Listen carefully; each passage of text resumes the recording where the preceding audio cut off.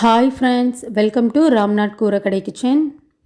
இன்றைக்கி வீடியோவில் வீட்டில் இருக்க பொருட்களை வச்சு ரொம்ப டேஸ்டியான சாஃப்டான பொட்டுக்கடலை பர்ஃபி எப்படி செய்கிறதாங்க பார்க்க போகிறோம். சட்டுன்னு 5 நிமிஷத்தில் செஞ்சிடலாங்க.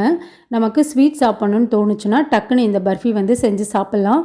ஸ்கூலுக்கு பசங்களுக்கு ஸ்நாக்ஸுக்கும் வச்சு கொடுக்கலாங்க. வாங்க இந்த டேஸ்டியான பொட்டுக்கடலை பர்ஃபி எப்படி செய்கிறதுன்னு நம்ம வீடியோக்குள்ளே போய் பார்க்கலாம். இந்த ரெசிபி செய்கிறதுக்கு மீடியம் ஜார் எடுத்திருக்கேங்க. 1 கப் அளவுக்கு பொட்டுக்கடலை எடுத்துக்கலாம். நம்ம எந்த கப்பில் பொட்டுக்கடலை எடுக்கிறோமோ அதே கப்லேயே எல்லா அளவுகளையும் அளந்துக்கோங்க.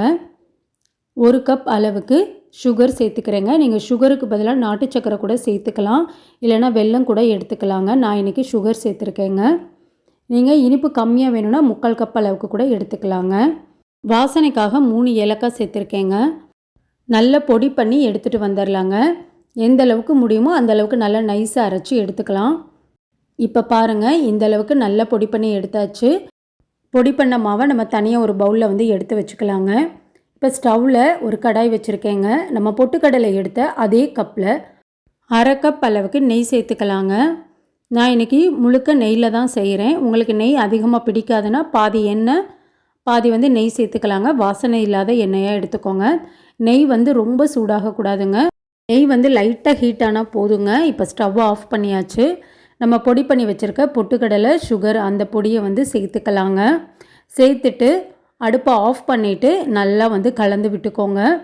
உங்களுக்கு நெய் அதிகமாக இருக்குது, மாவு ரொம்ப இலக்கம் கொடுக்குது அப்படின்னு நினச்சிங்கன்னா இன்னும் கொஞ்சம் பொட்டுக்கடலை மாவை ஆட் பண்ணிக்கோங்க. இப்போ எனக்கு கரெக்டாக இருக்குதுங்க. இந்த பக்குவத்தில் இருக்கணுங்க. பொட்டுக்கடலையும் சுகர் சேர்த்ததுக்கப்புறமும் ரொம்ப கொல கொலன்னு இருக்கக்கூடாது. இப்போ தனியாக ஒரு பிளேட்டில் கொட்டி நல்லா ஆற வச்சுக்கலாங்க. இந்த பிளேட்டில் நான் நெய்யோ எண்ணெயோ எதுவுமே தடவலைங்க. பொட்டுக்கடலை மாவை நம்ம பிளேட்டில் சேர்த்துக்கலாங்க.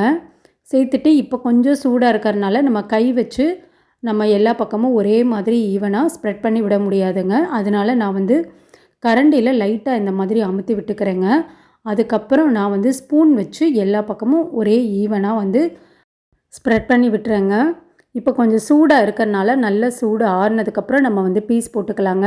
உங்களுக்கு பீஸ் போடுறது பிடிக்கலைன்னா நீங்கள் உருண்டைகளாக கூட பிடிச்சிக்கலாம், அதுவும் நல்லாயிருக்கும். இன்றைக்கி நான் பர்ஃபியை பீஸ் போட்டு தாங்க காட்ட போகிறேன் உங்களுக்கு. இப்போ பாருங்கள், நல்லா சூடு குறைஞ்சிருச்சு, நல்லா ஆறிடுச்சு. இதில் நம்ம இனி பீஸ் போட்டுக்கலாங்க. இப்போ பாருங்கள், கத்தியில் நம்ம கட் பண்ணும் போதே எவ்வளோ நல்லா சாஃப்டாக இருக்குதுன்னு சொல்லிட்டு. இதில் நீங்கள் மேலே உங்களுக்கு பிடிச்சா நட்ஸ் எல்லாம் கூட நீங்கள் தூவிக்கலாங்க. நான் இன்றைக்கி அந்த மாதிரி எதுவும் செய்யலை. பாருங்கள், ஒரு பீஸ் பிச்சு காட்டுறேன் எவ்வளோ சாஃப்டாக இருக்குன்னு சொல்லிட்டு. வாயில் வச்சதும் கரையுங்க. உங்களுக்கு ஸ்வீட் சாப்பிட்ணும் போல் இருந்ததுன்னா டக்குன்னு 5 நிமிஷத்தில் இந்த ஸ்வீட் செஞ்சு சாப்பிட்லாங்க. நல்ல ஹெல்த்தியான ஒரு ஸ்வீட் ரெசிப்பியும் கூடங்க. வீட்டில் இருக்க பொருட்களை வச்சு நம்ம குயிக்காக செஞ்சு முடிச்சிடலாம்.